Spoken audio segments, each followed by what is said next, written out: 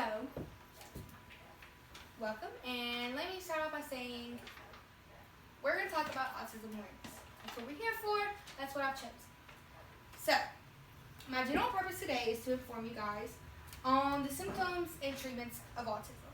You know, how you can kind of see it, notice it, and how to go about taking care of it. Obviously, we're not doctors, so we can't do it ourselves.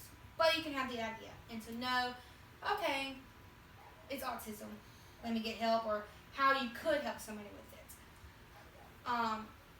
Let me start with my personal story. So, when we got the message about the topics and stuff that we already had to submit, so our teacher knew what we were going to do for our speeches in the future. Well, one of them was informative speech. And I really didn't know what I wanted to do. Nothing really spoke to me. I didn't know what I could really inform people on that I knew about a little bit, at least. Well, then I got home that night, and my aunt called me, and Bug, my little cousin, was on the phone, and she has autism. And so it really clicked, and it felt right that I should speak on autism, because I've been around that my whole life. We're only 2 years apart. She's 15, so I was like, okay, I know something about this. I've seen firsthand what it can do to somebody, the doctors they have to see, and how they're treated at school, and how it affects them, and how they act. I've been around it. I know that's something I can personally inform people on, because I have personal knowledge of it. So that's came about how I chose this topic, and, why it touches my heart, and why I really want to do it. So, topic, autism awareness. Simple, plain autism awareness. That's what the topic is. The importance of my topic is because it's becoming a common disorder, and it shouldn't be, but it's how the world is. It just is. So it should be talked about and discussed publicly, so people know about it, and that it's not so different that it's made out to be. It's not. They're just people. So my key ideas are symptoms and treatments. I'm going to keep it short and simple because obviously I'm not a doctor. I don't know everything. But these are some things that I found and I've witnessed, that you can kind of see that could be autism awareness, and how you can treat that symptom, and how to go about it. So, symptoms. A symptom is abnormal body posturing or facial expressions. So, how I can stand up here, with good posture and stuff, good posture, I'd say. They can't typically. They want to slouch all the time, or they just ball up, they just don't know how to really react or be in touch with their body. So they tend to use facial expressions. Well, that can kind of go about a symptom too. Because people use facial expressions to talk and stuff. People with autism tend to do it a little bit differently. A lot of times that's all they use is facial expressions. They don't use words a lot of times. They just feel uncomfortable talking. They feel self-conscious, so they don't really talk. They'll use their facial expressions. And that could be kind of a sign like, okay, he or she only wants to just nod their head or just smile, or just pout. They don't really want to communicate and tell me, what they're feeling. So that could be a symptom. Another symptom is avoiding eye contact, or they have poor eye contact. So how I can look at each one of you, and maybe think something like, am I doing something wrong? It's not as bad as like, I look at you and I shut down. Well, people with autism, they tend to do that. They'll look at you and they don't want to talk. They'll look at you and they'll shut down. They'll look at you and they'll cry. That's just how they are. They don't really like eye contact because it makes them feel self-conscious and makes them feel different and out there. So they don't really use eye contact. They'll just kind of dart away. You'll look at them, they'll dart away, they'll look at the ground. They don't want to talk about it with your eyes. They can talk to you sometimes. Like, they can talk. It's not like they're impaired to talk, but they don't like to talk. So if they look at you and they're having a conversation or trying to have a conversation with you and you make eye contact, that can make them shut down and forget what you're talking about, and then they go with their facial expressions or their body posture and their body hand movements and stuff. Then another one is behavioral disturbances. So outlashing and stuff, not really being calm and collective like how most kids are or adults are with autism or without autism. But people with autism, they tend to really express themselves behaviorally.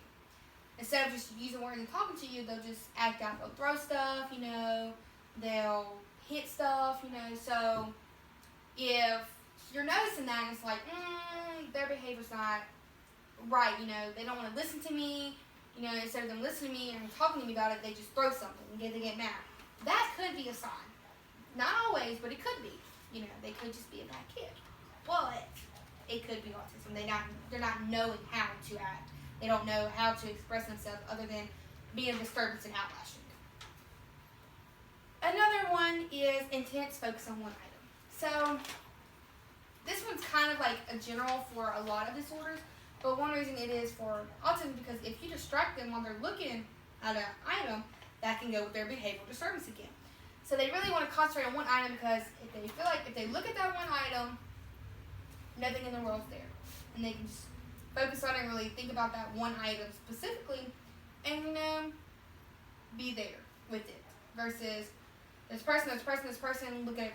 They want to look at one thing, focus on it, concentrate, and think about it. So here's some treatments. If you're noticing some of these, just have it in the back of your mind and think about it and, contact doctors like, let me see. Well, these could be some treatments that the doctors offer. Behavioral management therapy. So you can go to a therapist and present your child, or if, they're an adult now and you're starting to notice this, you can bring them to a therapist and they can talk to you about how to handle their behaviors and how to do things a little bit different so that they understand that they can really act different, I guess you could say. Then you have educational school-based therapists. So, you have your special ed teachers, but you also have like the therapists that specifically talk instead of just teaching. Well, you can have your child go to a therapist at school or the special education class, and they can feel like they're not the only one. There's other kids like them. There's somebody they can talk to. It's not so like they're an outcast. They can go to somebody at school where they're supposed to have education stuff and they're supposed to be so important. They can go to that class and feel like I am important and I am learning something because they know how to handle my specific needs. And I'm not just in a general classroom with people who are more up to speed than I am. So if you go to education class, they can interact with people like them and really enjoy it more. Because if they're in general school, instead of having that one-on-one time, in that class with other people, with other children who are a little different and need that special time, then they could feel stressed about school because it's like, all these people don't understand me, they could be bullied. It's a lot of things that come with it. So if they can have that classroom in school or that therapist, that one-on-one time with somebody, they can kind of calm down and really be okay. Then you have medication treatment. So they can get pills and stuff to help with like their anxiety or something when they make eye contact. They can get medicine for that so they can still continue to talk even when they make eye contact. Now medication obviously isn't going to cure it because that's just how they were born. It's not really a cure, at least that I've been aware of, for autism. They can go to doctors, they can get help to how to control it a little more, their outlash and stuff. But there's not really a cure for it. So medication can only do so much. But it can help them relax more and calm down and not be so distracted or not be so abruptive. And then you have occupational therapy. So that can help them with their hand movements and stuff, how to really express themselves logically with their hands, more calmly and stuff, instead of like, outlash and throw and stuff. It can show them like, okay, waving my hand lets them know hello, but throwing something lets them know, I'm not too happy. It can really help them with their movements and stuff and really get in touch with their body. Then we have our conclusion. So, to conclude this whole speech, let me remind you what we talked about, symptoms and treatments for autism. We're trying to bring awareness about it, kind of get it talked about. That was the whole point of this speech. So let me leave you all with this message. Watch out for the symptoms, and if you suspect a disorder, then go to a doctor and, seek out treatments and how you can help your child or your family member who may possibly have this disorder, may be struggling. You can talk to them, and really understand it more. So just watch out for it and really do some more research, because I can only tell you so much. I only know so much. But there's a lot of people out there that know about it, or there's a lot of internet stuff that can tell you. Autism is a life-changing disorder. Don't let it go untalked about.